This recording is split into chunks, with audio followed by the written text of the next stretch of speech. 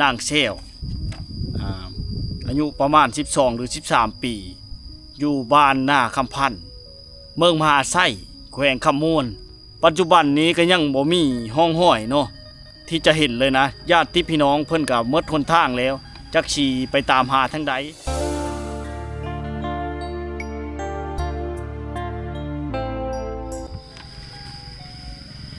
กับ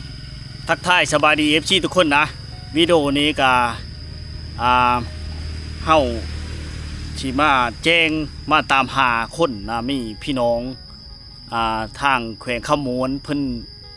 ให้ตามหาคนพี่น้องก็เป็นภารกิจหนึงอีกแล้วนะพี่น้องเนาะทักทายยามแรงๆมีนางแซวเนาะหายตัวไปพี่น้องหรือว่าบ่เห็นนะเนื่องจากว่ามีแนวพิษเทงกันตะกี้เนาะนางแซวตอนเล่าเชียเนาะพี่น้องเนาะนางแซวอายุประมาณ12หรือ13ปีตอนเราเสียไปนะพี่น้องอายุประมาณนั้นเนาะนางแซวอายุประมาณ12หรือ13ปีอยู่บ้านนาคำพันธ์เมืองมหาไส้แขวงคำมูลนะพี่น้องเนาะปัจจุบันนี้ก็เป็นบ้านนาคำพันธ์เมืองไส้บัวทองแล้วแขวงคำมูลเป็นช่วงเริ่มตั้งเมืองไม่ไส้บัวทองไม่ที่เล่าหายตัวไปนะพี่น้องชื่อว่านางแซวปัจจุบันนี้ก็ยังบ่มีห้องห้อยเนาะที่จะเห็นเลยนะญาติพี่น้องเพิ่นก็หมดหนทางแล้วจักสิไปตามหาทางใดก็เลยอโลโปข้าวมาหาบ่าววงคนไทยบ้านเนาะให้ประกาศทาง Facebook หรือโลกโซเชียลอย่างให้แน่พี่น้องเนาะชื่อว่านางแซวเนาะอายุประมาณ12หรือ13ปีพี่น้องเนาะปัจจุบันนี้ก็เพราะว่าเราหายตัวไปเนาะเราหายตัวไปพี่น้องแต่ปีเริ่มประมาณปี1993เนาะปัจจุบันนี้ก็ปี2026แล้วก็สิฮอด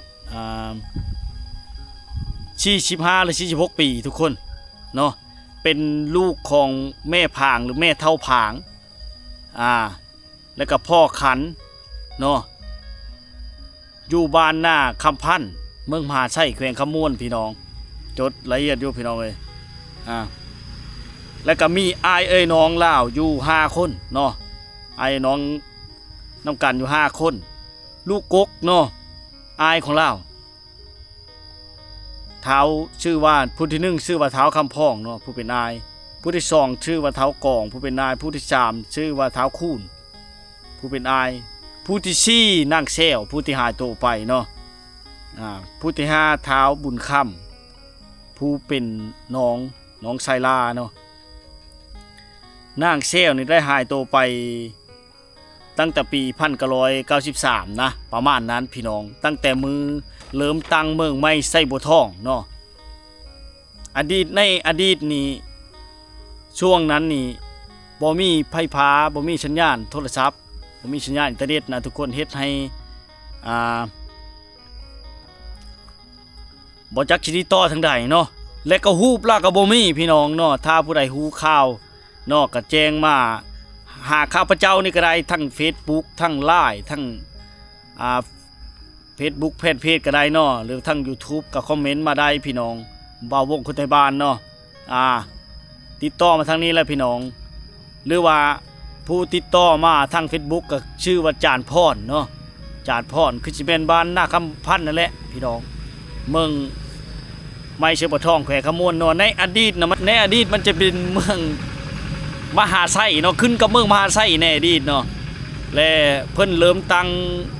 เมืองไม่ใช่บ่ทอง1993ประมาณนั่นแหละเพิ่นเสียนะพี่น้องเนาะนางแซวตอนนั้นอายุประมาณ12หรือ13ปีปัจจุบันนี้กับอายุ45หรือ46ปีนะดังนั้นแหละแจ้งอโลโปข้าวฝากกดไลค์กดแชร์ตามหาพี่น้องถ้าว่านางแซวเนาะอยู่พังไทยหรืออยู่พังลาวหรืออยู่ต่างประเทศอยู่ใส่กันแล้วแต่พี่น้องหรือว่าอยู่ทั้งภายในประเทศลาวนี่เนาะก็อยากให้ชงข้าวมาไอ้น้องยังขึ้นฮอดพ่อแม่ยังกระนิ่งหาและอีกอย่างตอนนี้พ่อแล้วนะเสียชีวิตแล้วนะพี่น้อง พ่อขันเนาะชื่อเท้าขันเสียชีวิตแล้วยังแต่แม่แม่พางหรือแม่เท้าพางนี่ยังอยู่แม่เราก็อายุประมาณ70 ปีแล้วทุกคนอายุเราก็70 ปีเลยตามให้ข้อมูลมาในก็เนาะตามการทักถามจากข้อมูลมาพี่น้องแล้วก็มีเกิดโรคอีหยังจำโตอีหยังนะอยู่ที่พี่น้องอยู่ที่ว่างข้อนี่เนาะได้พี่น้องก็เฮ็ดให้อันปัวบ่ดีนะเล่ากับคนิ่งอยากเห็นหน้าลูกสุดท้ายเนาะก็อยากเฮ็ดในใดคนิ่งหาห่างกันก็ได้หลายฟ้าหลายปีเลย34 ปีที่เล่าหายตัวไปนี่ที่เล่าบ่เห็นนี่พี่น้องเนื่องจากว่าขัดข้องอย่างพิษ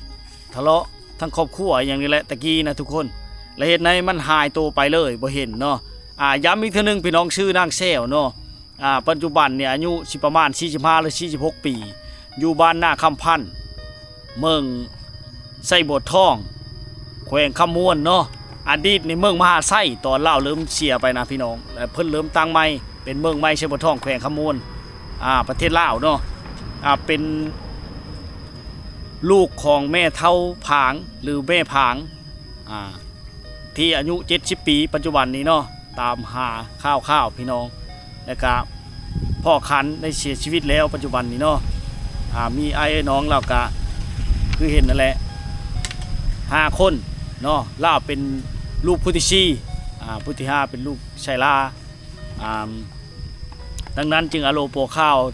แจ้งมาญาติพี่น้องช่วยกดไลค์กดแชร์ตามหายแน่ผู้เลอเห็นเบาะแสหรือว่าข้าวฮูบกับบ่มีพี่น้องมีแต่ฮูบแม่เราเนาะ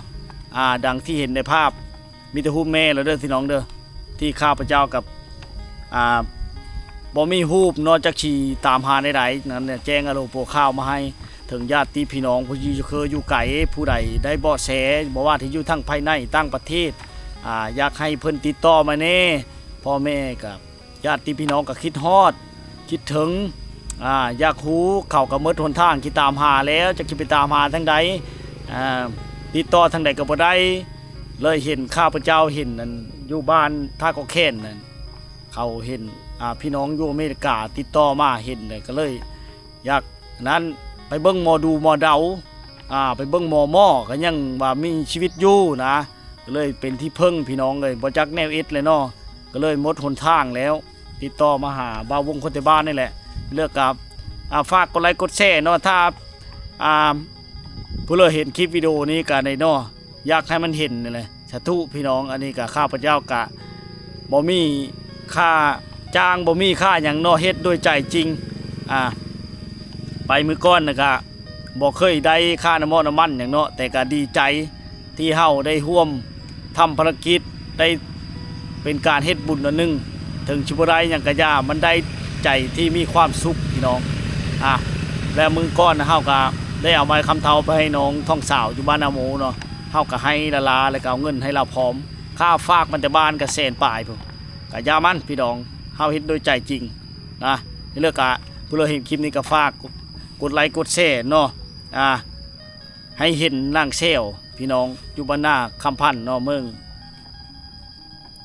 ไส้บัวทองแขวงคำม้วนเนาะในอดีตน่ะเป็นเมืองมหาไส้เด้อทุกคนเนาะเลือกกับฝากกดไลค์กดแชร์เด้อถ้าว่าเห็นคลิปนี้แล้วให้